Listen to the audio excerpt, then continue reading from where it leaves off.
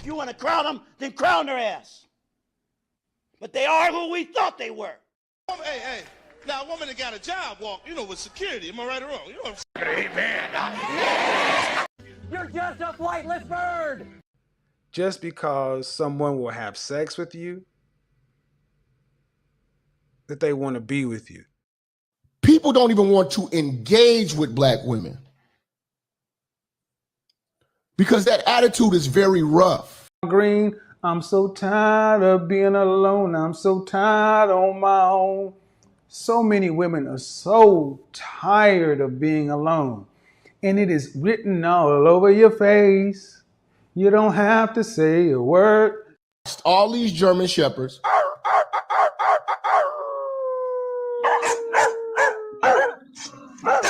Saying I deserve and I deserve and I deserve. And then getting mad when you get in that plot by yourself. It takes a real... They turn their head to the side and act like they don't smell it. That when you're 5'8" and 230 pounds, that you're gorgeous. Do it. When you go run and tell somebody about your boyfriend, who you talking to? You ain't talking to your daddy. You're talking to your mama. And everything else in your advanced degrees in your career and What has happened is your relationship muscles, the skills are rusty as French toast. See how the demon uses those certain language?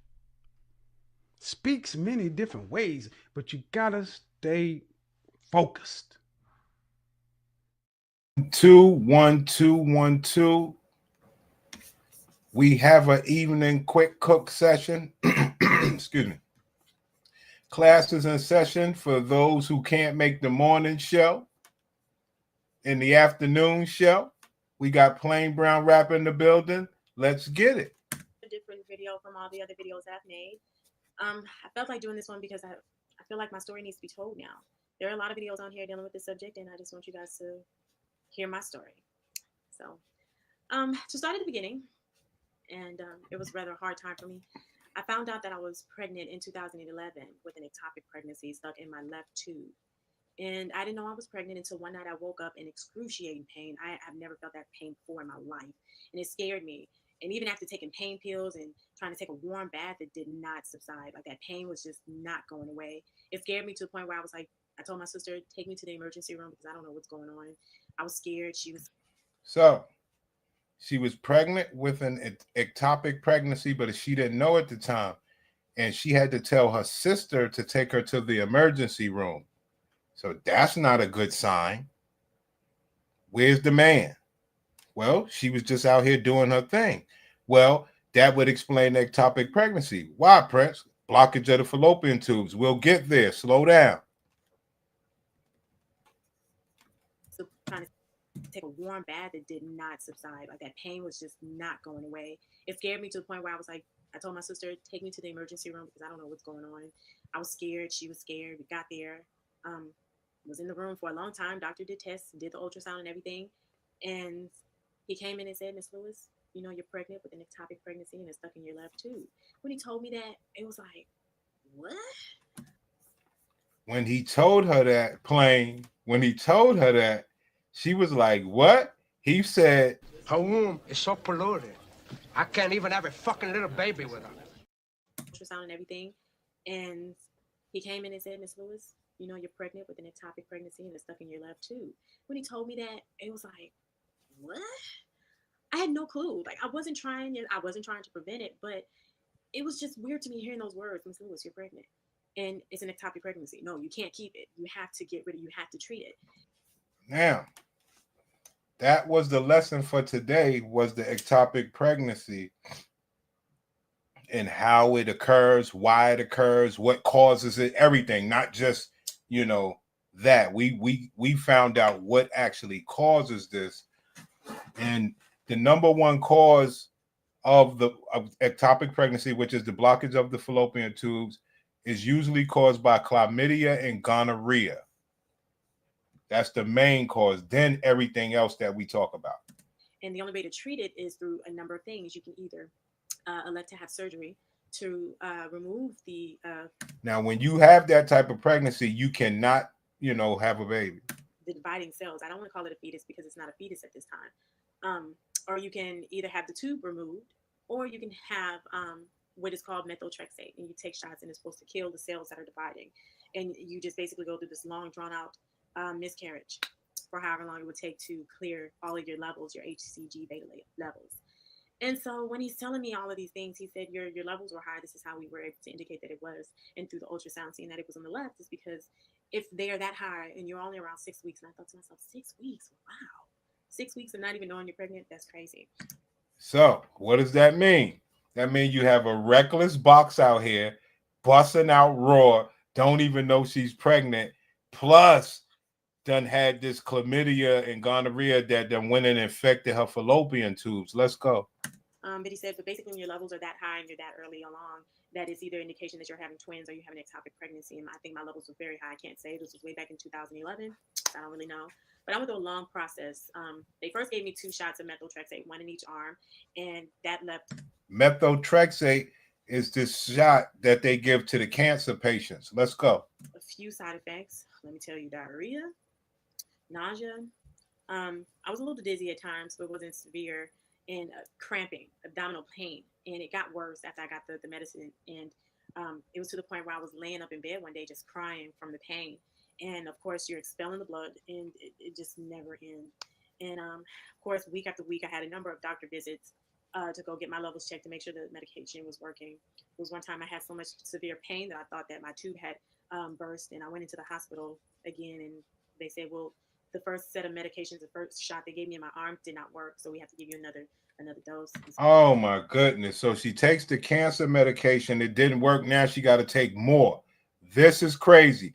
So I hate to say this right here, but I hate to say this right here, but she is literally walking around with death in her box. I hate to say it that way. So I was like, oh God. So went back in, have to go through all the symptoms again. Of course, this time, instead of in the arms, they gave it to me in one in each of my hip. And that seemed to have worked. The pain was still the same, but I was, medicating myself with pain relievers and just trying to stay as relaxed and as comfortable as possible. I had my sister there, thank God. I had my mother there, thank God. And they were my main supporters at that time. And during that time, I was in a deep, dark depression. I was so deep. Everything that we learn over here, you're recklessly fucking, you're unhealthy. And what does that equal? A deep, dark depression. Who does it fall a burden on? If she was a real bitch and had a man, well, I don't know what to say. I don't know what to say right at that point, because the real bitches get a man. She got a baby father who she only trying to get the child support out of, which didn't work. She's not with him. She like, well, I'm going to get you for child support, but she can't have the baby. Whoa, was that man relieved. No disrespect. He was heartbroken, but also relieved because they're not together.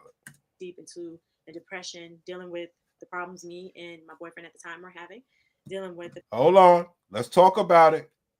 The depression, dealing with the problems me and my boyfriend at the time were having. Dealing with the problems that me and my boyfriend at the time was having. Class, listen up. They were having problems because she wanted the pregnancy to be, I don't know if any of you guys ever got anybody pregnant, but once the woman is pregnant, they believe, you supposed to be on some shit. That baby, your baby, that's the most important thing that's supposed to be around here. You better take this shit serious. And, causing a lot of trouble when they're pregnant. And we don't care. We like, you got the baby, this your time to shine, whatever. But they could get unbearable. Now, we all know to deal with it. But what happens when your box is bad with the pregnancy? Uh-oh. When that box is bad with the pregnancy, you don't got the leverage as the healthy women. Dealing with the fact that I am pregnant, yet I cannot keep this baby because it would kill me if I do. And that's just not an option. That's a lie. That's a lie. There's no having the baby once you have the ectopic pregnancy. It's out. But he, like I always tell you guys, brothers don't know anything. So she could just say, well, this baby gonna kill me, so I got to do this, do that. So instead of her being honest and saying, look, I had chlamydia or gonorrhea when I was younger. The infection went up to my tubes. It caused the baby to block. She's telling him, yo, if I had your baby, it's going to kill me, putting a lot of pressure and depression on him. Yo, crazy work. And dealing with the problems me and my boyfriend at the time were having, dealing with the fact that I am pregnant, yet I cannot keep this baby because it will kill me if I do. And that's just not an option.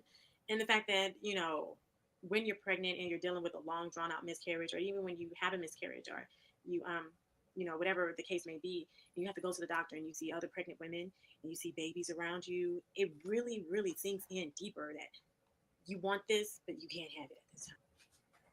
There you go, fellas. Let's go. So it just put me into a deep, dark hole. And I was so depressed. I wasn't eating. I was stuck in my house. I didn't want to see anybody. I didn't want to talk to anybody. I was crying all the time. But my sister was really helpful. My little sister was very helpful. My mom was very helpful. And my boyfriend at the time was, you know, there whenever he could be. And I didn't expect much because we were going through our drama and we had our own problems that I was working with too. So that happened. Luckily, the medication the second time around did work, and I was glad for that. But it was a very deep, dark time for me. And after that happened, I had to give myself a pep talk. I told myself, Tanisha, you can either sink deeper into depression or you can get your ass up and you can make your life better. Because after that happened, me and my ex, me and the guy I was with broke up. Me and my ex broke up. What do I teach you guys? This is like clockwork. Once you know about a woman's Pussycat Facts report and you don't adhere to having a bad box because you're a healthy and successful man that she chose, she would rather go be with somebody who don't know her Pussycat Facts report. Okay? You can make your life better. Because after that happened, me and my ex, me and the guy I was with broke up, and that made me even more sad and depressed. And instead of me wallowing in that depression and that deep darkness, I just got up. I started to exercise because it was a release for me, and it turned into me going to the gym every day, like literally 7 days a week. When do women want to get healthy? Class, when do women want to get healthy for themselves? In the gym for at least an hour, releasing all that tension, that stress, that headache, that drama. And it helped me to start eating right. I started working more so on a lot of other different projects to keep my mind off of what I had gone through. It was trauma to my body. It was trauma to me mentally, physically, spiritually, emotionally. Everything you could think of, it was trauma. And me helping myself to stay busy, to focus on other things. And I started to lose weight. I started to feel great. I started to really see a difference in my attitude. And once that took place, I just changed totally. And after that, I started to apply that to a lot of different things. If anything made me sad, I would just focus on things that made me happy. And I focused on my health and me relieving that stress, however it was, to exercise, to sing, or to, you know, do hair, or whatever it was that helped me, I did it. Anyways, fast forward to 2015. Recently came back from Miami during Memorial Weekend. And then that weekend, I partied. Listen, guys. Pay attention. Yo, these are your sisters.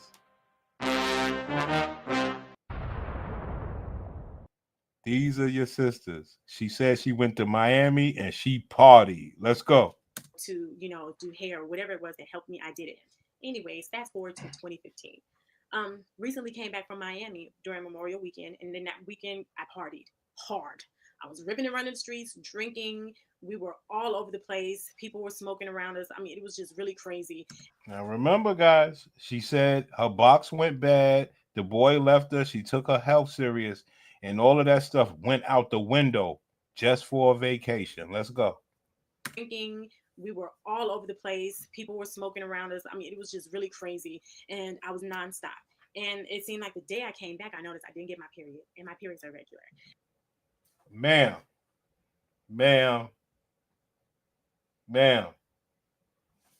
You didn't say you had a boyfriend. You said you went to Miami and you partied hard nonstop. When you came from Miami, you said you was pregnant. So do you just fuck people raw wherever you go? We were all over the place. People were smoking around us. I mean, it was just really crazy. And I was nonstop. And it seemed like the day I came back, I noticed I didn't get my period. And my periods are regular. And I said, let me check. got a no pregnancy test. That one came back positive. Why would you check? All you did was go to Miami. Why would you check your pussy? Yo, this is crazy, son. I said, let me check. Got a no pregnancy test. That one came back positive. Went out to go buy a new one, and I was like, that one came out positive. I was like, oh gosh, I'm pregnant. I got excited, but then I thought back to 2011. So I got excited from getting pregnant on some random, from what it sounds like. Sounds like a random pregnancy. She got excited, but now she's thinking back. Whoa, wait. She said, hold on. Wait. Her womb is so polluted. I can't even have a fucking little baby with her. For the last topic, and I said, oh, that could happen again. And it seemed as though once that second pregnancy happened, I started to have those pains on the left side. And at first I thought it was mentally, I was, making those pains happen. But it was like the more the hours went on, the more I started to think about it, the more I started to feel those pains. And I said, something's not right. And I can't get excited about that until I know for sure. Go to the doctor, get checked out. So I went to the doctor, had my blood drawn. Of course, they're confirming the pregnancy at this time. They're congratulating me. And I'm like, listen, I don't think this is a normal pregnancy because I've had one in 2011 and I'm having these dull pains on the left. I was like, I just don't feel like this is a normal one. And they're telling me, well, Miss Lewis, just don't worry about it. It's way too early to know what's going on. Just give yourself some time, relax.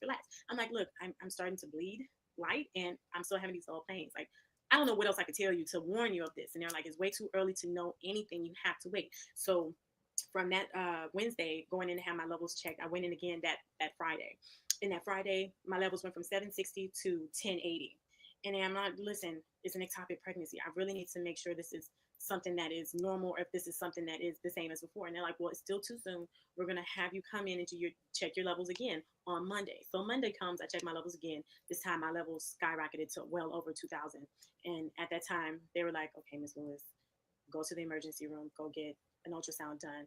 And I'm like, oh my God, again, I already know. I was like, it's an ectopic, isn't it? She's like, I can't tell you that until we get your results from the ultrasound. Just go to the emergency room. I'm like, well, can I put this off until the next day? Because I'm off the next day. She was like, no, you have to leave work and you have to go now. So I automatically knew what it meant. Of course, going in, I already know the drill. Have your ultrasound. They're going to confirm it. Once that happens, you go into the ER. And I went to the Women's Center. They had me in there for a number of hours. Thank God my sister was able to come after she got off work. She was with me. I went in about 3:30. I didn't leave that place until like 2 o'clock in the morning. I wanted to have the surgery done. I said, listen, this is my second ectopic. I cannot go through this a third time. And they were like, well, Miss Lewis, we need to still, you need to consider getting the medicine and then we can schedule you to actually have a surgery later. And I'm like, no, I'm going to have this shit now because this is something I really don't want to go through again. I really couldn't do it. And my sister was there and she was there to really help me to laugh and to just be positive and just to. Yeah, you have it, guys. And this going to cause her to tie her tubes. Brandon, they're going to take her tubes. They took her tubes. She had to get her tubes removed because they was infected with chlamydia and gonorrhea, endometriosis, just everything. To, think of good things. And I'm glad she was there to do that.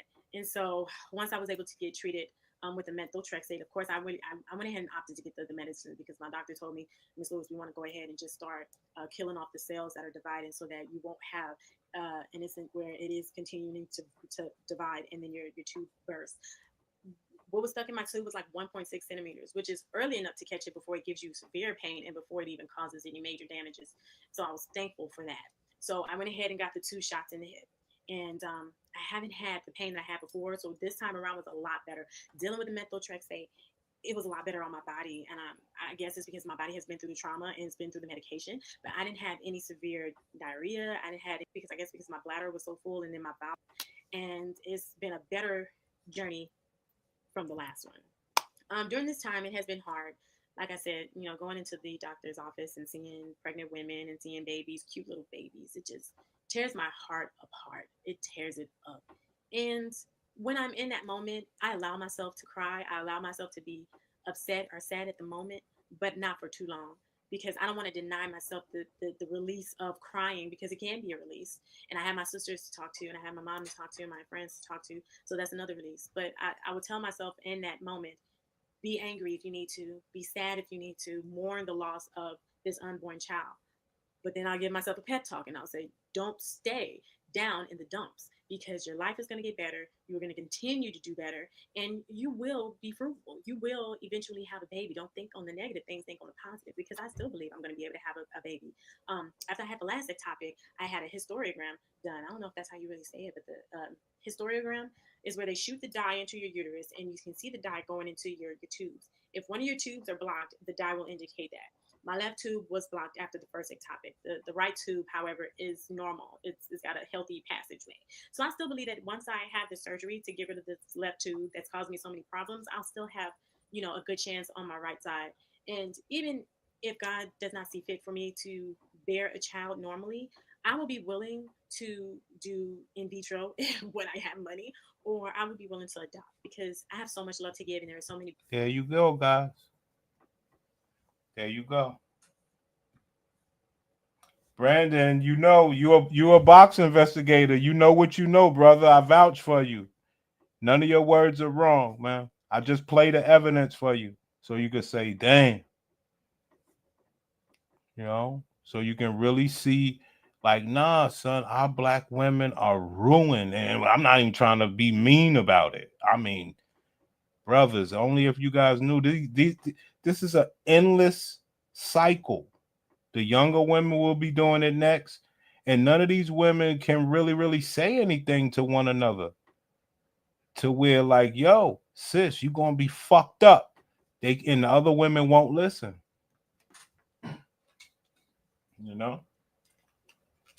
She need to stop. She going to hurt that child, or she going to hurt herself. Facts. That's one thing we always say. They will give you a deformed child. And she ain't got no man. She just getting pregnant on random shit. And then she won't tell the truth that she got gonorrhea. Beautiful children, babies out there that do need a good home and a good mother, and all the love that mother has for them. So, and another thing is too, my sister has been teaching me about meditating, which is really, really good to help you relax, calm down your nerves, and just take that edge off. Really, I had been doing that ever since she taught me how to do it, and it has really helped me. And prayer has really helped me. Having my sisters as my rocks, my mother, and everybody has been so grateful. I've been very grateful to have them around. Right now, I can smile, I can laugh about the situation. I can say this right here is just a small storm that I'm going to have to deal with. Some damages is going to be done, but I can repair those damages in my heart and my spirit, my mind, mentally, and physically. I can repair that, and then I can continue my journey on to all of my dreams and my goals, my aspirations, because that's not going to stop me. I still have the love of everyone around me that's going to help me to get through this, and I've been getting through it. I'm not going to. We doing a late night, a late evening class, guys. We cooking up, baby. Let you know how wicked it is out here, son.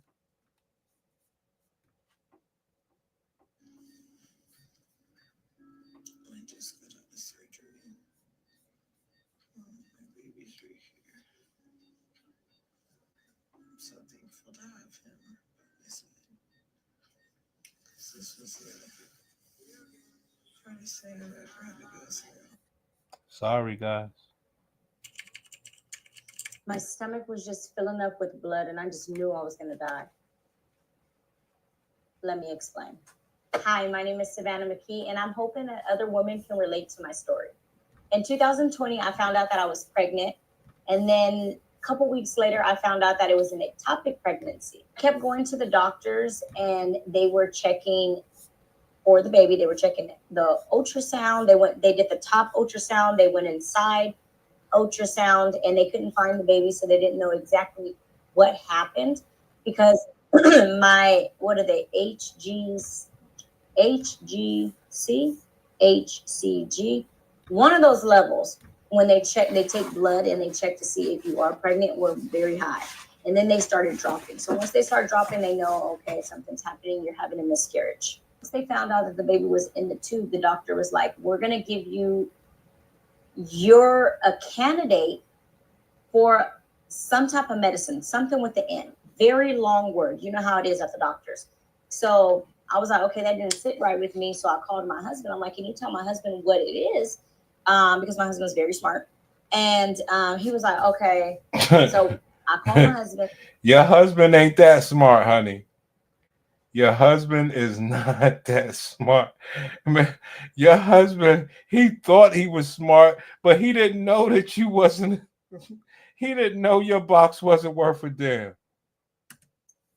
Because my husband's very smart. And he was like, okay. So I called my husband and I asked him, is it okay if I get this shot? They said they want to put the shot. The shot has to go in my hip. I think it was my hip. A little bit lower, maybe my hip. Hey, we learning, guys. The Metrodexate, whatever the name of that shit is, you know, they shoot it in the hip. You're learning. Let's go. And it was this long needle. And he said that I have to give you this medicine so that, I mean, the baby obviously was, do I say the baby was dead? I mean, I don't really know. Like, what I teach you niggas, literally death in the box. Let's go. It stopped forming, right? So it was in the tube, stopped forming. But in order for it to, I guess, disappear into like thin air or whatever. But I tell you how they treat shit in their box. Don't they treat shit in their box like it ain't shit? Let's go. I have to give you this shot. When I give you this shot for a week, you cannot eat any green foods. And I'm like, green foods? Like, basically, you need to eat hamburgers, fries, like every day. Because if you eat anything with folic acid, look, I think I'm saying all these names wrong, but I feel like you understand. The folic acid, I believe, or something. If you have any foods with that in there, which is everything green, which is all good foods, it's going to continue to grow the baby. So I had to follow up the next week. And I had to go see the doctor. So when I see the doctor, I sit down. He's like, okay, how's everything going? I'm like, oh, good, eat these burgers. And then he said, are you feeling any pain? I told him I wasn't feeling any pain. He said, if you feel any pain, you need to go to the emergency room, because if that tube erupts, you can possibly die. Now I'm like, die? Well, what type of pain am I supposed to be feeling? Because as women, we can tolerate a lot of pain. We have children, we have periods. So it gets pretty painful, crampy. He said, if you feel any pain that is it's unbearable and it's unusual. And I'm like, okay. And we just like, chilling, having fun. Like, he put me in a headlock, kissing me and stuff like that. That's how he shows love. And I started having pain. My first thought was, okay, the doctor said if you have any pain, go to the hospital. But this is around COVID time. So I know I'm going to be at the ER for hours and hours, and they're not going to be able to see me. And it's just going to be a long night. So I'm like, I'd rather not go. So I'm laying there, and I told him, like, all right, chill a little bit. Like, I don't feel good. He's like, you all right? I said, I don't know. Something just don't feel right. Let me lay down and go to sleep. I'm like trying to go to sleep, but I can't go to sleep because the pain is getting stronger and stronger. And I'm like, okay, I think it's time. I think I need to go to the hospital. But some said pray. So I'm praying. I'm just laying there and I'm praying. Well, we always say prayer hands in the chat. So all they do is pray over their pussy, because they get so mad that this happened. Not for health reasons. Not for health reasons. All because they know they got a good man and things are going bad. Let's go. And then I'm just like, the voice was so loud. It was so clear. It was like God came down him and said, Savannah, get up. Get up, Savannah, because he knew if I laid there that I would go to sleep and I wouldn't wake up. Oh, boy. I wasn't going to know how bad the pain is, like the doctor said, unless I stood up, because when I'm laying down, it wasn't as bad. So the moment I stood up, I got up. I felt like this, like everything was heavy. I felt like something was coming out of me, but I knew there wasn't a baby. The doctor had already said there was basically no baby. The baby was stuck in the tube. So what feels like it's pouring out of me? I couldn't walk. It was so heavy, and I can feel something filling up in my stomach, and I didn't understand what was going on. I said, okay, this is it. You got to take me to the hospital. You got to take me to the hospital now. So we're at the ER, and we get in there. Of course, it's freezing cold. Now, her husband, he got to go through this, man. It is what it is. Let's go. Outside. They don't let you in the hospital because it's COVID going on. And when we pulled up, I'm like walking up, and I'm like holding my stomach. And when I'm holding my stomach, they, they're just like,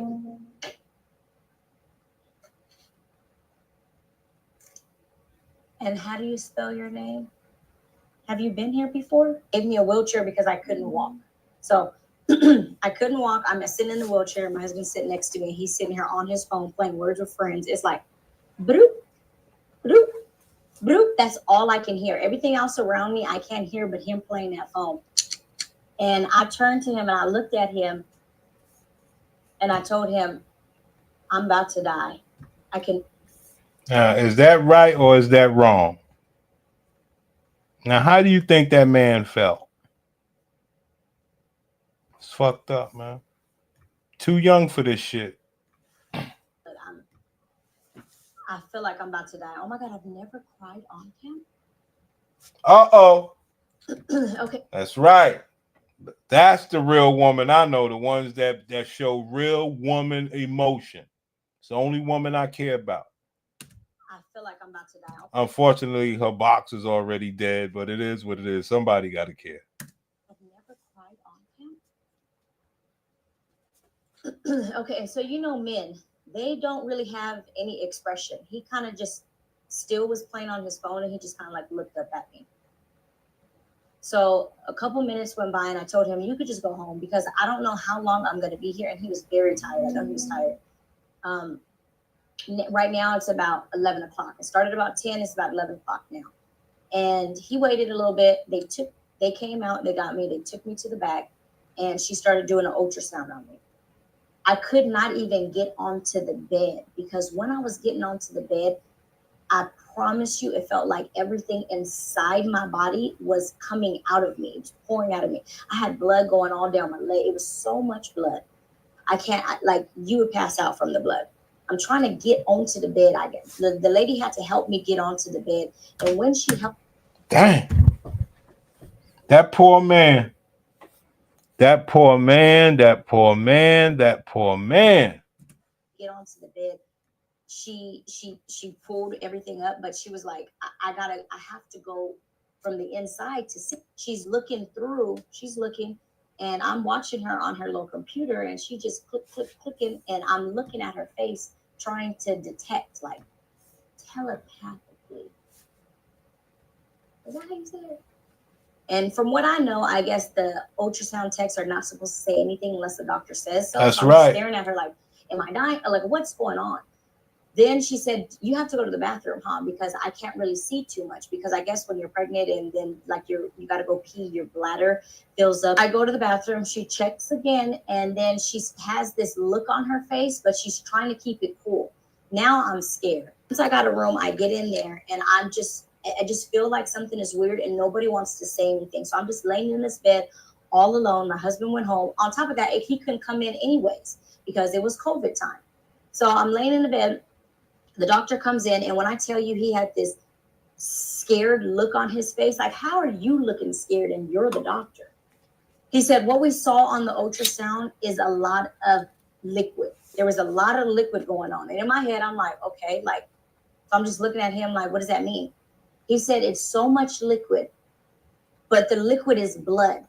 It's filling up in your stomach and it's filling up fast. And when he was talking to me, he was shaking. So the only thing that I can think of, oh my God, having to stop. I can't believe that. I'm like crying. I normally talk about people when they cry on the internet, but he said, we need to get you in the emergency, in surgery. You have to have an emergency surgery now. And I was like, okay. And he was like, okay, I'll be right back. But mind you, he's like this. Shaking. And I think he's looking at me like, wow, this girl is getting ready to die today. So I grabbed my phone and I called my mom. Well, first I called my husband. And I called my husband. When I called him, he was like, oh, I'm tired. And I couldn't, like, how do you tell somebody you're getting ready to die? Briefly, we didn't really understand. So as I'm telling him, he's like, okay, well, I'll call you. I'll call and check up on you in a little bit. Like he's getting ready to go to sleep. It kind of sounded like he was just so sleepy, he didn't really know what's going on. So I respected him so much. I was just like, okay, like I didn't even want to stress him out. So I kind of just was like, okay, good night. So I call my mom and I'm telling her what's happening. And then she's calling my aunt and she's praying for me. We're praying. The doctor comes back in, and like as if he just looked in just to see, like, are you okay? Like, is she still here? She's still breathing? The only thing that's going through my head is I know my son Mason will be okay, but I'm worried about my daughter if I die. So what am I gonna do? Dang. This shit is bad. What happens to these ladies after time, brothers?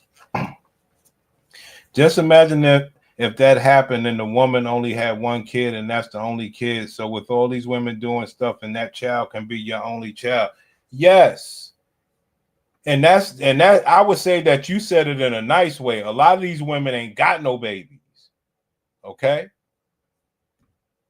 Where's Olivia? Oh, she's probably up at the house. Stewie. I just got back from Marshalls, and when I tell y'all, if I needed any more confirmation of if starting this new page was right, or if starting this YouTube channel talking about fertility and our loss and trying to get pregnant and all these things, if I needed confirmation that this is something I needed to do, I got that today because I met this woman in Marshalls. Marty, shout out to you. It was wonderful meeting you. But talking to her and about her struggles as well and how she just feels, how she also felt the same way as me, kind of alone in this, even though you have family and friends and loved ones around you who love you. It's not the same as... It's not the same when your box can't reproduce. All right, let's check this girl real quick. She's very upset. I've saw this girl before. This one girl's very upset that people ask her, hey, why you ain't had no baby yet? When they already know she had a ectopic pregnancy already and she lost. And this is why people think I'm mean, because why in the world do people who know we lost a child continue to ask, when are you having a baby? When are you having a baby? Girl, if I knew, how do you just know that information? I'm actively trying. What you want me to tell you? This man in here shooting up the club every night, like hoping something sticks? I'm confused. And then here's the thing, like, if I say that, that's what you asking. That's what you asking. But I'm crazy for saying that. And here's my thing. I will say this. I am a very kind person. I really am. But nice? No. After so long, I'm sorry. I'm not about to continue to sit here and have these pointless conversations. It's a whole different story. I'm not saying I'm opposed to talking about the pregnancy journey, this, that, and the third, but that one ignorant, dumb question, I don't know what it is, but it just, sometimes it sends it like, and I be trying my best to not look crazy, because I do understand that you're not trying to be rude, but why do you want to know that information? That's the part that, like, I don't know. If I knew, don't you? Like, did you know which one was gonna stick? Did you know which time your husband was hitting it, that it was just like, we're gonna be pregnant now? Because I don't know that information. You're gonna have to talk to the Lord. Take it up with him. Okay, thank you. And like, let me calm down. The people that tick me off the most are the ones who know we lost a child. I get that sometimes people, because I have been a person like, oh, when do you think you guys want to start having to have kids? You know what I'm saying? And it wasn't until I talked to a friend of mine that was saying, like, why that conversation was a little bit more difficult. So I do have more grace for people who literally are a little ignorant to the conversation. They don't know what's going on in our life. But for those that do, y'all leave me alone. Stop asking me that question. We can talk about a pregnancy journey, but I don't know when. Okay? There you have it, fam. The box in America has taken a dive, a real dive. And I'm going to tell you how far the dive has went. Like I said, I saw on the New York news this morning that they're trying to get federal money for people to freeze their eggs, because they know that women hooking up is bad and women actually carrying the child to terms is bad. And they're trying to get them eggs off of them women. Say, look, we could make better than you can. And that's a real knock on a woman. Like, we could make use better of your eggs than you can as a woman. That's how far the women have destroyed themselves. Okay? Don't matter how good you look. None of that shit matters. What up, guys? I'm here to share some more on endometriosis, and today it's going to be personal. For my diagnosis on February 8th, 2017, I was pregnant. I remember being about 5 weeks pregnant and getting an ultrasound and them saying that they don't see baby in the uterus. I went to my doctor and I asked her for a blood test. She asked me if I still felt pregnant. I said yes. She's like, you should be fine. I wanted to watch my levels to see why they couldn't find baby in the uterus, because at 3.5 months. Hey, Bernie, they're trying everything. They're trying everything to have American children because them damn immigrants are outbreeding. You know what? You know what, Bernie? You just triggered a thought on my mind. It's the wildest shit. I forgot what conversation it was. It was weird, but our women, I don't know what conversation it was, but our women got all of these prerequisites to have babies and why they won't and how they can't. And just every other culture is just popping babies. I was like, and we was just talking about surface level stuff. We're not even talking about how unhealthy the box is. Now, from what this lady's story, she has an endometriosis awareness month. So she got that and she got a bad pregnancy going on. So let's see. With Malia, we were able to see her on the ultrasound. Well, about a week after that appointment with the doctor, I was having extreme pains in my abdomen. Felt kind of like gas pain, like a gas bubble that wouldn't move. And for a few hours, I tried to take a bath. I tried to lay down, and things just got worse. I realized my pain was pretty bad and I needed to go to the ER. So I stood up to grab my keys, but I fell to the floor. I fainted. I called my oldest daughter in the room. I told her I was calling 911 and the ambulance came. I was taken by ambulance to the hospital, but they parked me in the waiting room. It was there that I saw a lady who came out and I said, can I please get a bed? I need to lay down. I was in a wheelchair. And she said, ma'am, I'm not a nurse. My last words were, well, you're gonna need to get one because I'm gonna hit the floor. And I fell out of the wheelchair. From there, I just felt like my body was spinning like this, like in my head. And the next thing I know, they're, stay with us, come on, stay with us, wake up. My blood pressure was 50/29 and I was dying. I was bleeding internally and I told them I'm pregnant. They did an ultrasound and then they came back and then they told me, we're really sorry. Your pregnancy is ectopic and you're bleeding internally and you have to have emergency surgery. I saw baby in the ultrasound and I saw baby's heartbeat. This was the hardest thing I had ever gone through in my life. When I woke up from surgery, they didn't just do a laparoscopy. They did a full laparotomy, which means they cut me like a C-section because it was too late to do a laparoscopy and they needed to save my life. I lost baby and it took me a really, really long time to recover.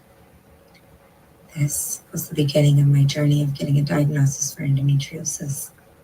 6 months later, I had to have another emergency surgery because my left ovary grew a cyst large enough to twist and torsion it. Endometriosis is real. Listen to your body. There you have it, fellas. I mean, like I said, I'm 50-50 because I know the younger guys are not trying to have babies. And then the younger women are destroying themselves before they even become grown women. So it's not, I don't even know if we could help the younger generation because they're not really into making babies. But that doesn't relieve the fact that the women are still destroying themselves. Hey, Bernie, this type of brutality it couldn't survive. Yeah, that's why we call them gladiators. That's why we call them gladiators. I was looking this one other one. It's some rough stuff, guys. It was this light skin stuff will make your head turn, King.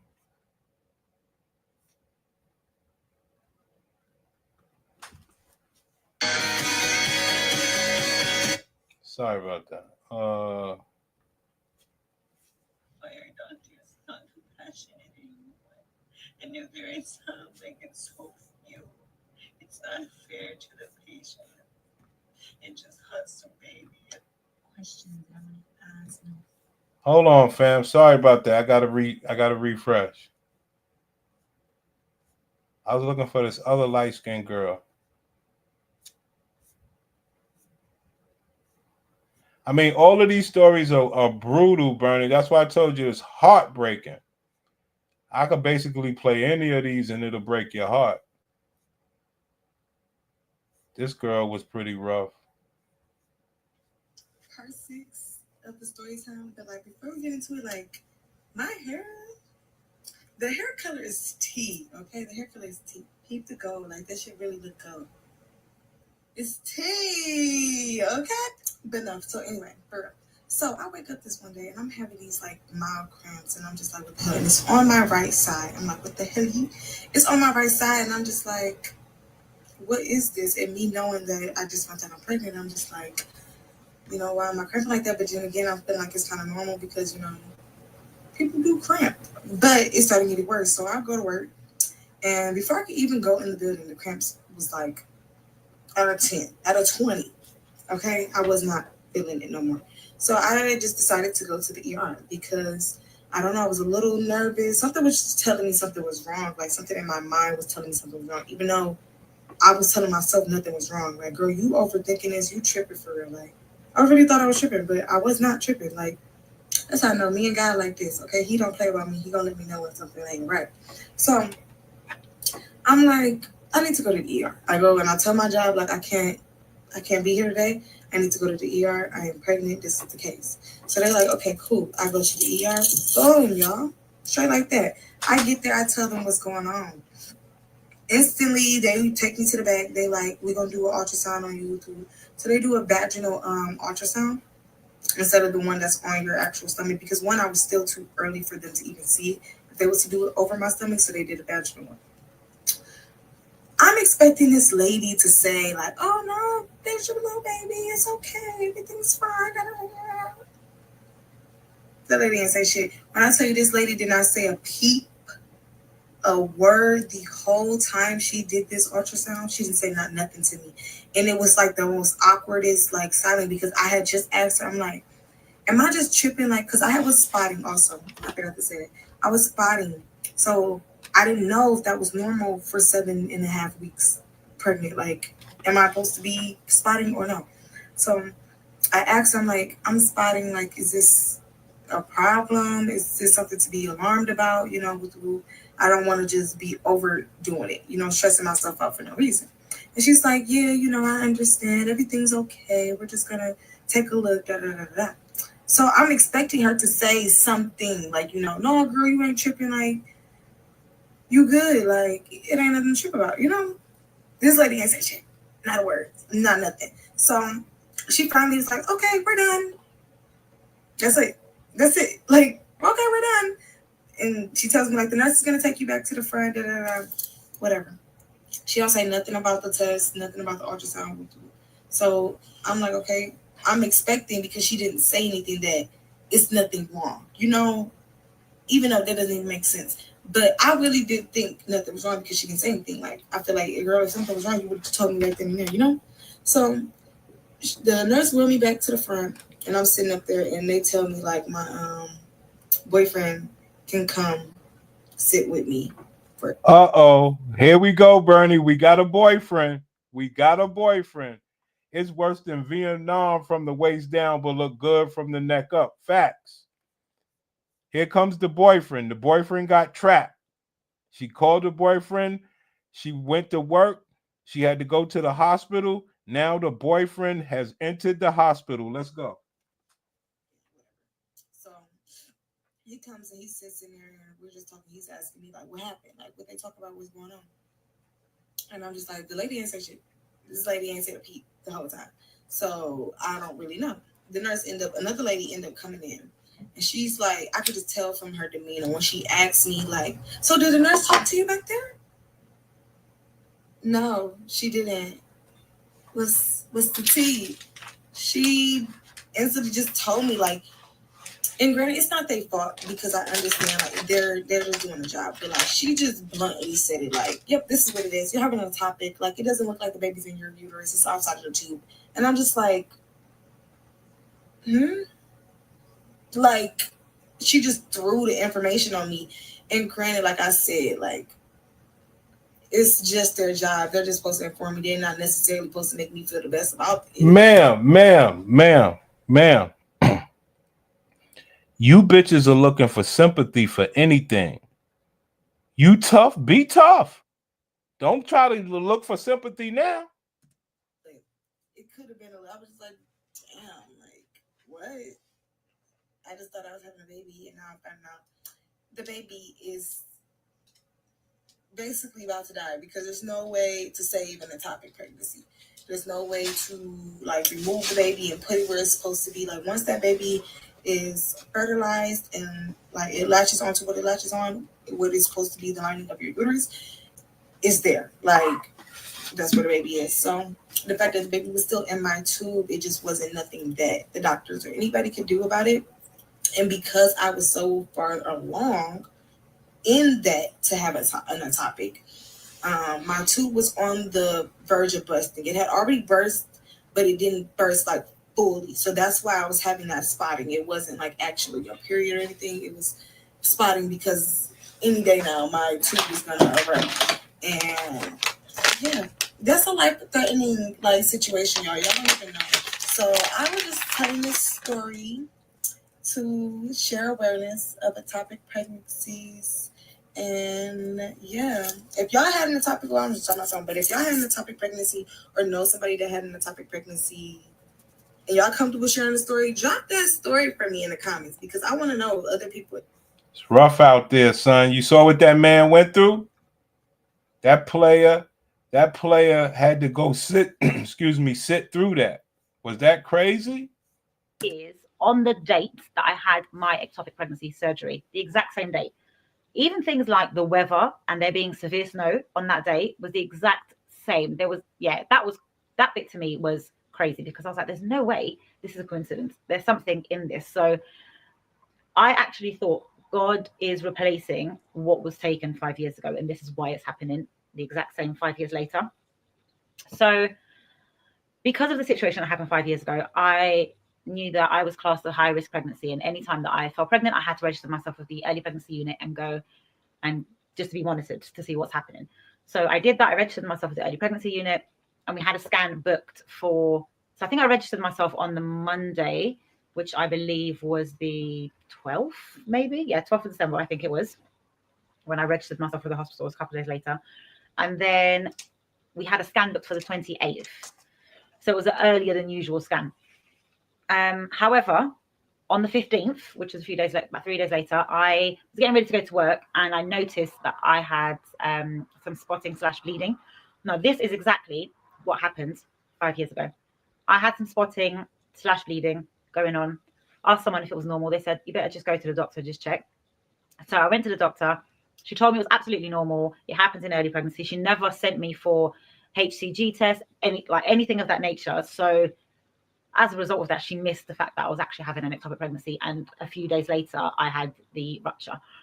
So when I saw the blood, it instantly took me back to that because it would look very similar in the way that it was. Pay attention. She had an ectopic pregnancy before, just like the other girl. But guess what she decided to do? Throw that box on another man with money that was successful. So I called the early pregnancy unit, told them what was happening. They said, come in, we'll scan you.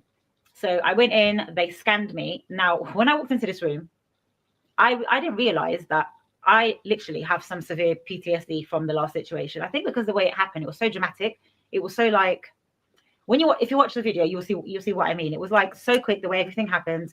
1 minute I'm not having an ectopic, the next minute I was, and then it was just very quick. So I didn't have time to process it.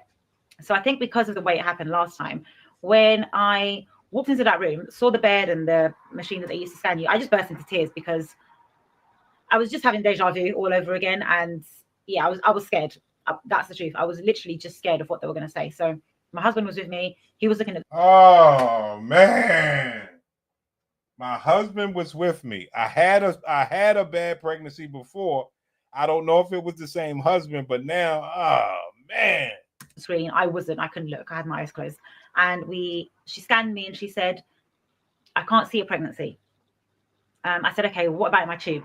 She said, no, I can't see anything there either. There's nothing in the tube. So I was like, okay, what would be the reason for that? She said, well, it could be that you're earlier than what you think you are. Even though I was like, that's unlikely because my dates, I have everything written down. I have an app that tracks everything. So they're correct. I knew they were correct. But I was sort of holding on to that, thinking maybe she's right. So we did a HCG level, and that did show that I was pregnant. They did say it was slightly on the low side, but they said that could also be normal, so not to worry too much. They told me to come back in 48 hours, monitor my HCG levels. So in early pregnancy, in most cases of normal pregnancies, your HCG levels should double every 48 hours. I'm not saying in every single case, but that's the textbook. This is what they go by. So every 48 hours, your HCG levels should rise, and that's how they monitor that your pregnancy is fine. So I went back. So Thursday, obviously, I left the hospital. I went back on Saturday to have some more blood tests, and then they called me later in the evening and told me that my levels had actually dropped by half, and that indicated that I was going to be having a miscarriage, and that I should expect that anytime soon. So I was obviously devastated because yet again, here is another pregnancy and there's no baby at the end. So Sunday, the following day, late in the evening, I started having really, really bad cramps. And I thought this is probably the start of the miscarriage. I don't know what a miscarriage feels like, but I assume that's what it was. And then the following day, Monday, I had quite heavy bleeding. So I was like, yeah, I'm miscarrying. So yeah, it wasn't a great time, especially because it was a lead up to Christmas. So the hospital told me that after 3 weeks, I should do another test and then call them back and let them know. And we will do another HCG just to make sure that everything was, had gone as it should have and everything was out of my body. However, on the 22nd, which was a Thursday, I think, I called the hospital again. And this is the reason why I wanted to do this video, because there was no specific reason for me to call the hospital and ask them for another blood test. But there was just something in my gut. I just felt more pregnant than I did last time when I went there, when they told me that my levels had dropped. So I don't know, I can't explain it. And I felt almost silly calling the hospital to ask for another blood test. So it's really, really important that you listen to your body. And if you feel that you need something, ask. Because had I left it for the... Hey, Charles Lee Davis, what's up, player? Charles Lee Davis says, what kind of live stream is this? Woman bashing? Yo, I wish it was, son.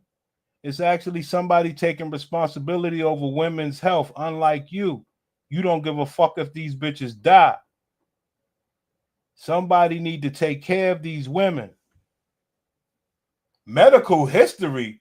Do you know what her medical history is? You guys don't know anything, but I like it. I like it. I love it, brother. Talk to me, Charles. Somebody needs to raise awareness of women not taking care of themselves. 3 weeks. Who knows what the situation would have been. So I went back to the hospital on the 22nd. I had another blood test. They called me late on the 22nd and said, your levels have doubled. So they had dropped. They thought I was miscarrying, and now my levels have doubled. So I thought, well, this is a good thing, though, because they've gone back up. But they said no.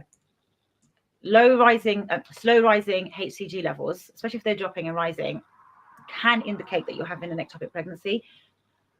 When she said that, my heart just dropped, because that's the one thing that I was super scared of happening. So I said, well, what's the likelihood? She says, well, we don't know. Come in tomorrow. Let's have a scan. So now it's December 23rd.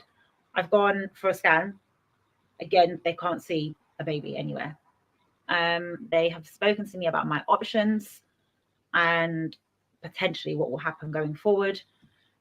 So I've gone home, and that evening I had severe pain, like really, really bad pain. Now, I would advise, if you're watching this and this happens, go to A&E or ER, depending where you are in the world, because that could be something happening. That could be a rupture. That could be anything. The reason I didn't go to A&E is because I knew from the past experience and also from speaking to the hospital that if I went to the A&E at midnight, they won't be able to physically do anything until the following morning when the early pregnancy unit opens.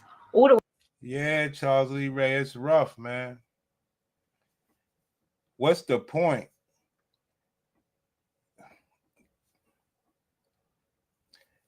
I get a little upset with black men not caring about the health of black women hurting themselves.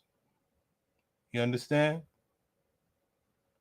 Plastic surgery, BBLs, not maintaining their diet, hurting the inside of their womb with bad lifestyles, birth control, undiagnosed pains,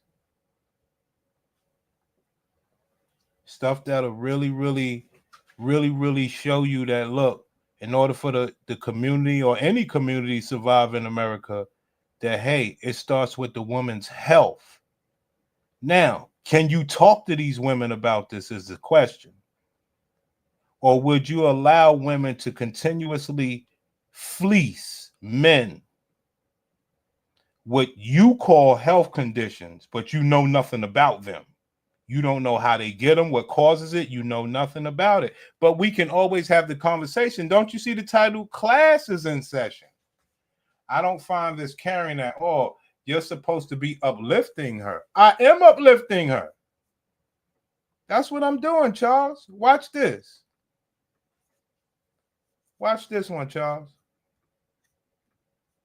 This is how you uplift women. You got to let them know you cannot do this to people.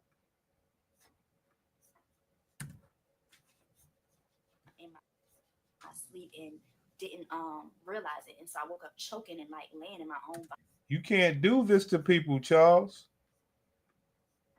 Black men have been getting a bad rap on people who are irresponsible with their own health. So BV does not immediately lead to pelvic inflammatory disease, but it eventually does. It's because the imbalance of bacteria can lower your pH and allow for more pathogens to invade the space, causing inflammation and eventually pelvic inflammatory disease. That is exactly why it's important to treat BV every way that you can. It can lead to dangerous infections, and it also can lead to hormonal imbalances. You can lower your immune system. There's just so many things that BV can lead into. It's not just embarrassing odor, it is deeper than that. So do you know that, Charles? Do you know all this stuff just from BV? Do you know what PID is, Charles? So if you have recurring BV and you've tried antibiotics and it's not working, make sure you keep a boric acid on hand, like Mavocure the Fighter. Now, Charles, what does that have to do with a medical condition? How do you get BV, Charles? What does that have to do with a medical condition that should be uplifted?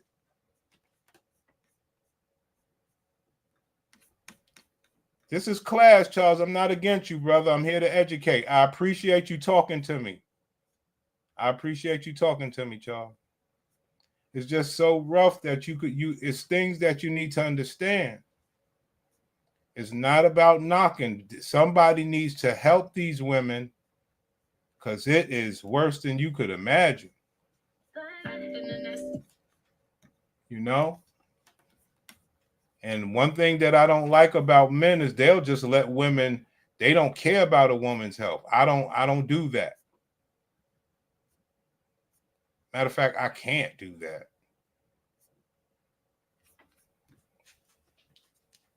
I was not off. Y'all welcome back to my page. I mean, what you want? White women? What you want? You want white women? What do you want?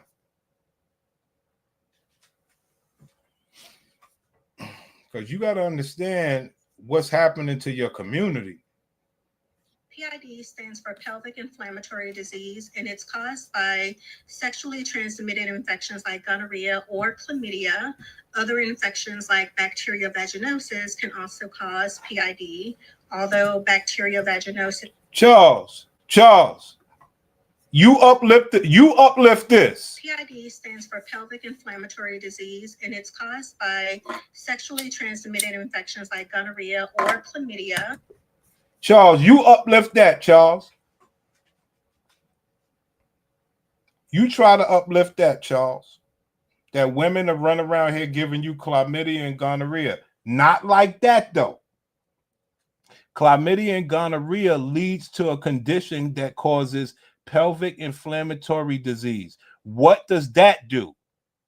That causes the infection to climb up into women's fallopian tubes, creating a blockage, okay, which will cause the baby to be stuck in the tubes. Now, how did she get that? How did she get that baby stuck in the tube? Listen, Charles.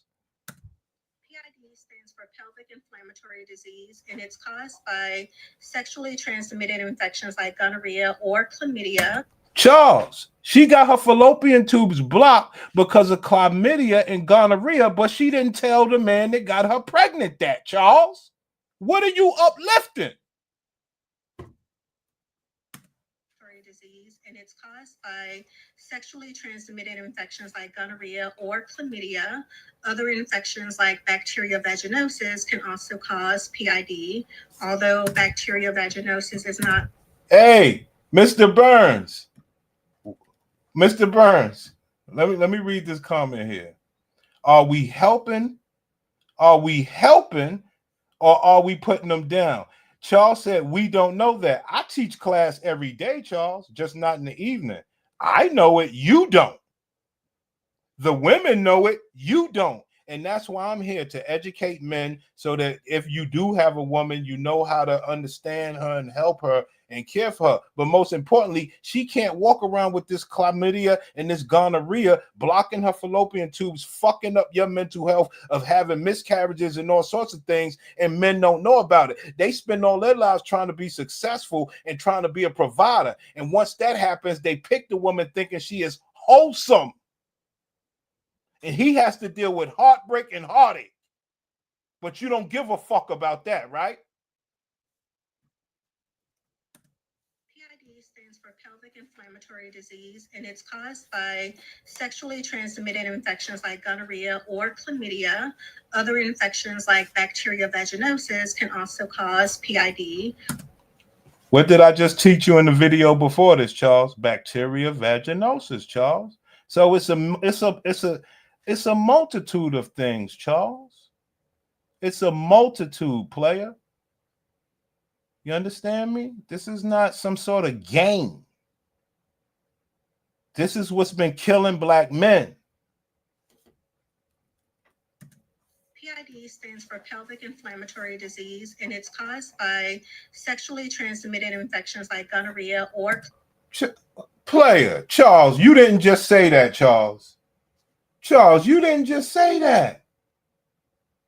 Charles, you didn't just say that a woman telling her business on the internet is not our business. No, you didn't just say that. See, I thought you was cool until you just said that. A woman putting her business on the internet from people who are educated and informed and knows what she's talking about is not our business. I'll be damned. I'll be damned. I just jumped out of the trick bag, Charles. Just so you know, Charles. I jumped out of the trick bag. You had me until then. All right? Yeah. Other infections like bacterial vaginosis can also cause PID. Although bacterial vaginosis is not a sexually transmitted infection, it is a type of infection that, if untreated for a long period of time, can cause PID. Now, what does PID cause, Charles? Can cause scarring around the fallopian tubes and ovaries, which can make it difficult to get pregnant, leading. Charles, are you listening, player? Fertility. The scarring can also cause ectopic pregnancies as well. Uh-oh. Charles, you just got messed up right there. Just killed your argument. Now, I know a lot of people are upset, but what's going to come to pass is that most black women, Her womb is so polluted. I can't even have a fucking little baby with her. Leading to infertility. The scarring can also cause ectopic pregnancies as well. Symptoms of PID can... So, hey, King Disagreeable, Charles came in when I was talking about when I had the other woman talking about an ectopic pregnancy, King Disagreeable. That's when Charles came in and he thought I was bashing the woman. Now I played this video for him so he could hear what is the causes of the ectopic pregnancy when he thought it was some woman's health journey. Brother, are you listening? What is wrong with you? Brother, didn't that woman just tell... Brother, I'm trying to help you, man. It's a beautiful thing. You done lost your rabbit ass mind if you can't see what's going on. Charles thinks the white doctor knows more about black women than him. Not us, than him. This is the same thing happening by Republicans telling a woman what to do with her body. True. And from what we learn over here, they need to be told, player. Yes, it is her body, her choice to tell us this. Yes, right. I beat you with that argument. I already beat you, homie. That was it. You checkmated yourself. But more importantly, it's the men who's left in the cold. And that's not what is going to happen anymore, okay? There are educated black men out here who know the real game. And yes, uplifting sisters will be telling them, don't get on birth control when you're 14 to 15 years old and take it till you're 26 years old. Do you know what that could do to your body, black woman? Are you telling them that, Charles? Are you telling them after you take birth control from your 15 to 25 years old, which is 10 years of contamination, that you go get with a successful man, then you come off of birth control, and now you want that man to get you pregnant and you can't do it because you ruined your body with birth control, Charles? This nigga said health journey. I like that. Abnormal discharge, fever, nausea, vomiting, chills, abdominal pain, deep pelvic pain with sex can also be a symptom of PID. If you're experiencing any abnormal discharge along with pain with sex, you should definitely be evaluated because, again, PID can cause infertility. PID stands for pelvic inflammatory disease, and it's caused by sexual... Let's go. Let's cook up. Charles, you ain't never heard a live stream like this, player. You ain't got to worry about it. I know it's exciting, pimping. I would be filming, but I've decided it's definitely a story I should share and need to share because there's really not a lot of information out there about this because it's really not a lot of information out here about this, Charles. Showing you how dumb you brothers are. Let's go. Kind of like a very, very rare thing. As the title says, I got pregnant with an IUD. So I guess we'll just do the little backstory first. I had the Skyla IUD for 3 years, and that was She had a Skyla IUD in her pussy, Charles. Why are you uplifting that?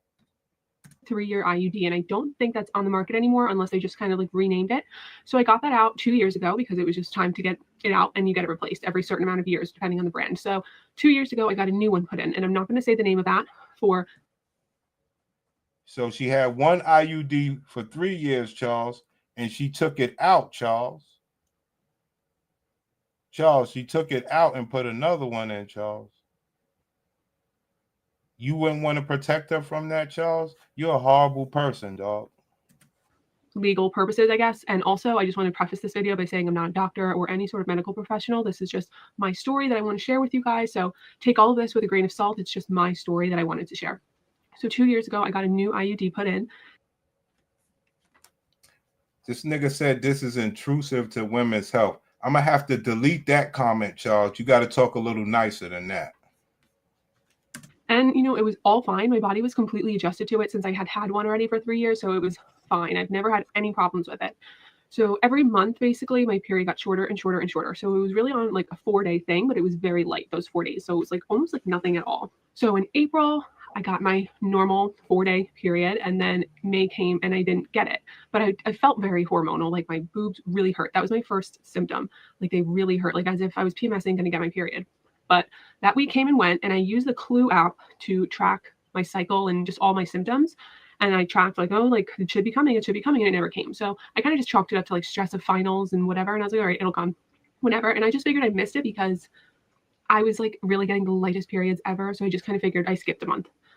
So then June came, and I would say around Memorial Day weekend, I started feeling weird, like in my stomach, like gastrointestinal problems, like feeling very bloated and gassy and just like gross. But I chalked that up to drinking over Memorial Day weekend, eating like Charles, drinking over Memorial Day weekend, drinking, eating bad, doing bad, stuff you don't care about. I would never let women go out here and just make a fucking fool of themselves doing this stupid shit. Weird, like in my stomach, like gastrointestinal problems, like feeling very bloated and gassy and just like gross. But I chalked that up to drinking over Memorial Day weekend, eating like crap, and just not like really doing my normal routine because I was just There you have it. Kind of, you know, going out a lot, enjoying Memorial Day weekend. So Memorial Day weekend came and it went. And then June 1st or whatever, that week, I started my new job on that Thursday. And I remember that week, I felt so nauseous in the morning, but I'm someone who's always been very nauseous ever since childhood. My whole family knows I'm always nauseous, basically, always. So it's something I'm just used to. So I wasn't really alarmed. And I was also very nervous starting a new job. So I was like, oh, it's just like my anxiety and a little nauseous. You know what? That's a great comment, Charles. I like this comment right here, Charles. This is a good comment. I respect this. Now we're talking. Now we're finally talking. What she did by eating bad and harming her body and putting IUDs in her body and acting a fool on Memorial Day weekend, no, it's not stupid. That's her rights. Now, it's my right to make sure that men have their rights, to make sure you do not have to deal with an irresponsible person with their box and their health. That's my right. They failed at controlling their pussy, protecting their pussy,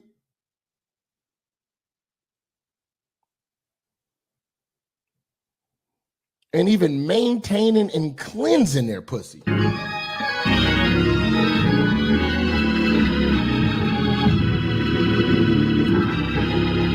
Nauseous, but I was having these really, really weird gas pains in my lower colon. I don't really know the medical terms, guys, but like my nether region. I was having a lot of pain sitting down. And that was last week. So June 3rd, that week, I started feeling a lot of pain and pressure down there. And I was like, oh, like I'm finally gonna get my period, because that's kind of what it felt like. I was cramping a lot.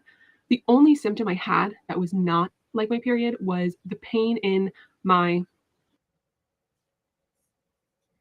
Yeah, Charles, it's very painful, Charles. I get it, man. It's not nice. Enjoy complimentary access. I mean, somebody got to stop these people from just doing whatever they want. And you know what's the best part about it, Charles? Let me tell you the best part about it. Illegal immigrants and Mexicans and stuff like that, they could afford the stuff that they're doing too, but they won't do that to their bodies. They would just live this poor human life and make baby after baby after baby.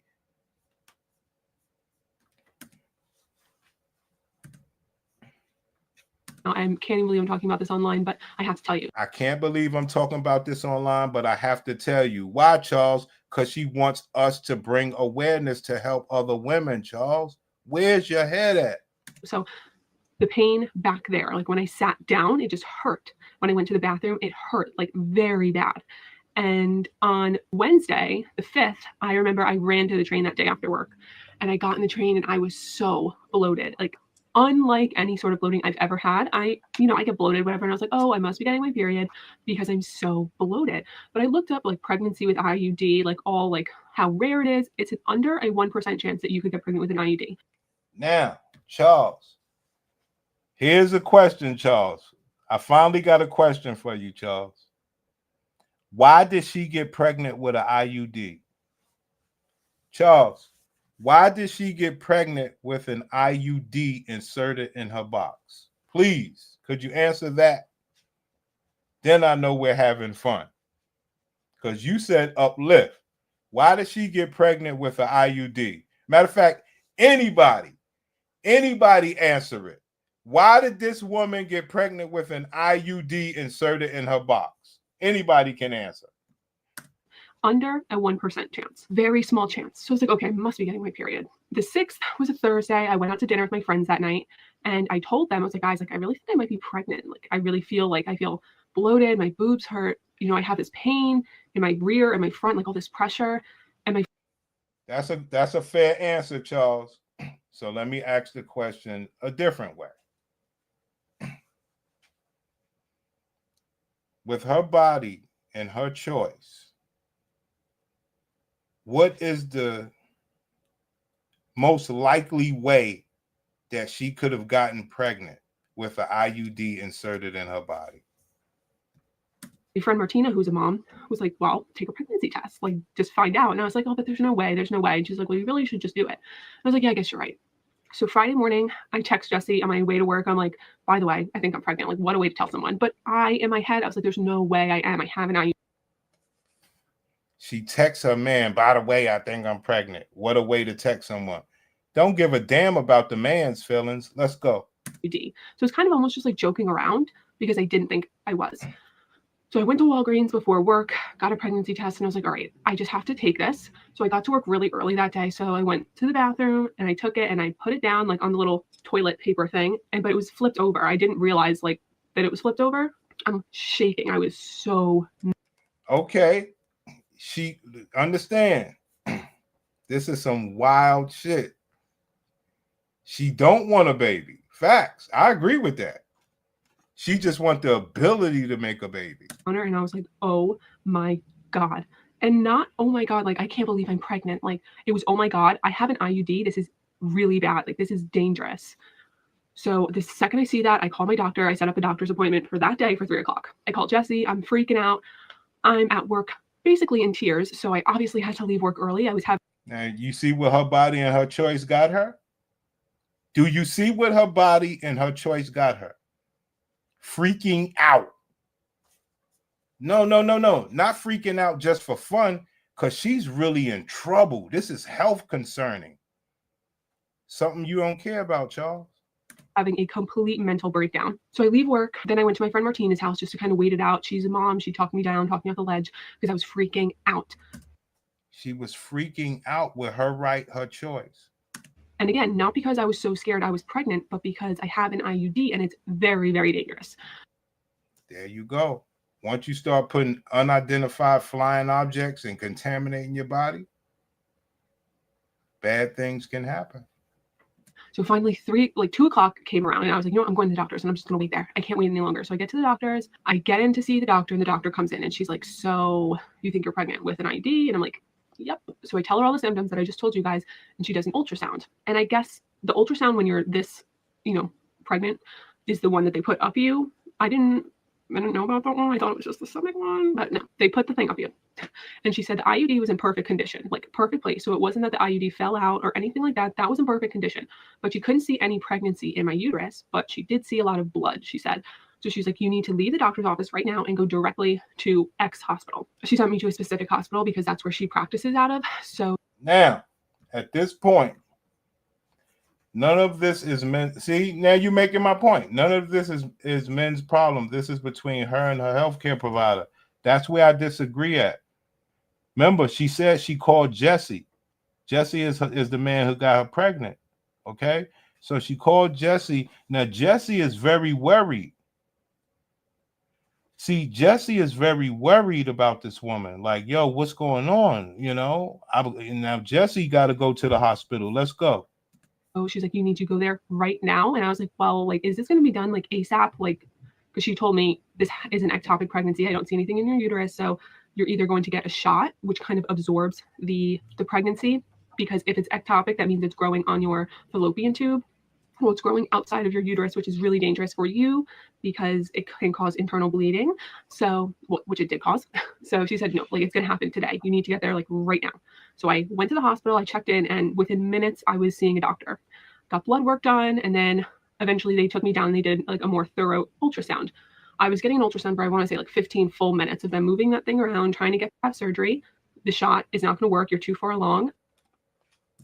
The issue wasn't that I was too far along. Rather, there was too much blood, meaning my tube probably burst, causing internal bleeding, and they needed to repair that so I wouldn't be bleeding. Now, now this is where the whole thing comes in at. How did that tube get that way? See, that's where the game is at, not the story that she's telling.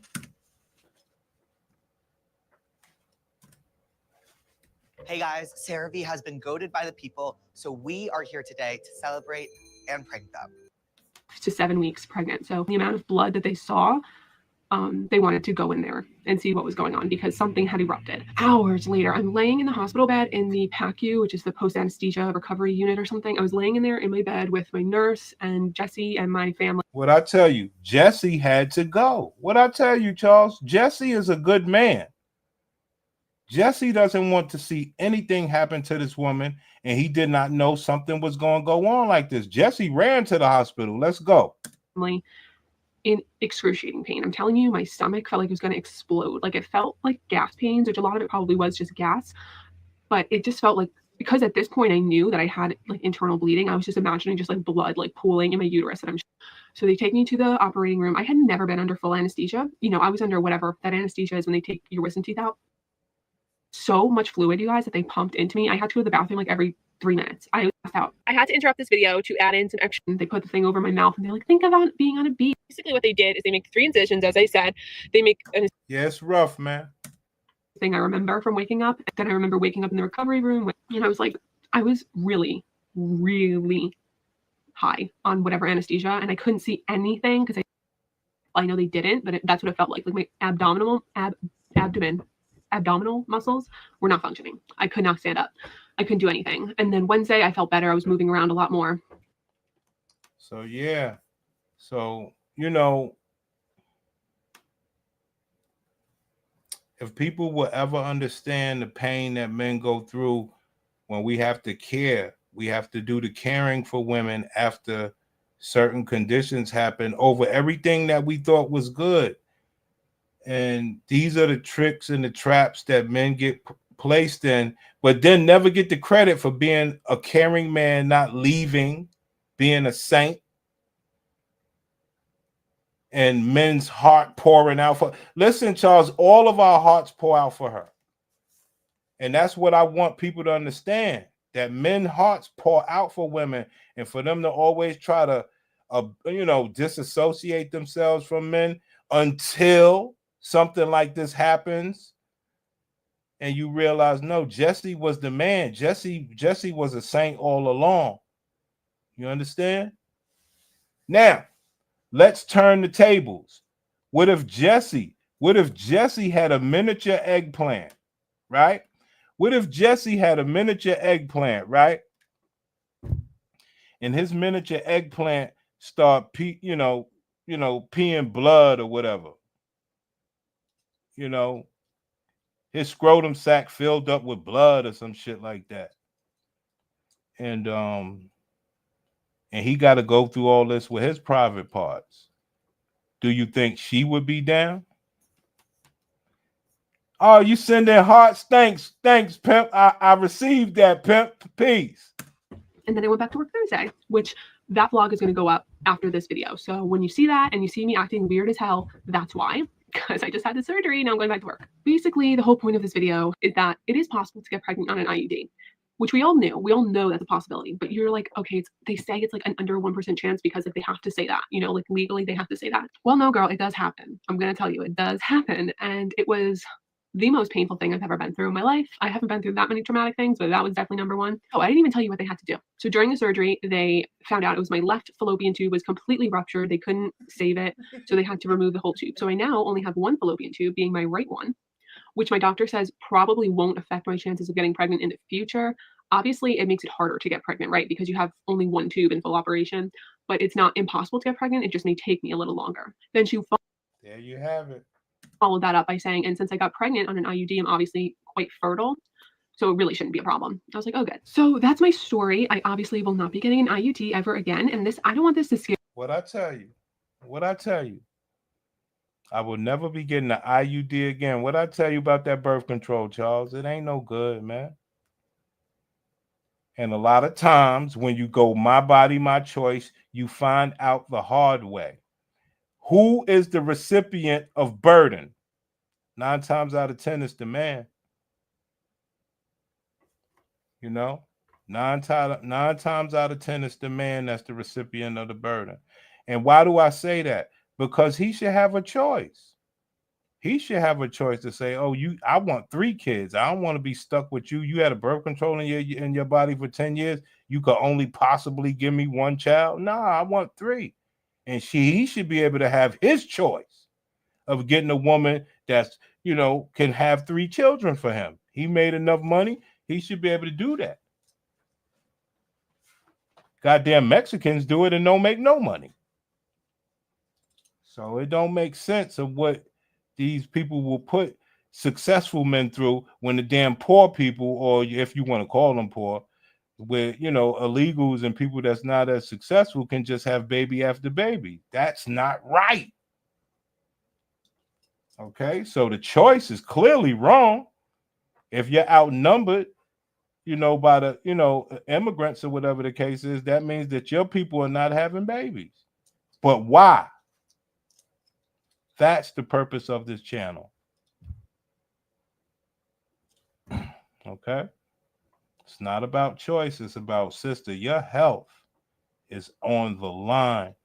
And you cannot depend on doctors and stuff like that for your health. You need to take control and give yourself the best chance to not have these sort of private part issues. You know? So we did ourselves a good hour and a half. I was happy to do this evening show. I don't really like shrimp, but my girl gonna cook some shrimp. I don't like that shit. Still doesn't give the right to people to arrest them. No. I ain't got nothing to do with all that. I'm talking about making babies. Talking about making babies, man. Talking about people that takes care of, you know, they take care of their bodies. That's what I'm all about. Taking care of your body so that you can be fruitful if you choose to. Not do whatever you want to, then try to choose to be fruitful. It doesn't work like that. You have to take care of yourself. Thanks for watching, man.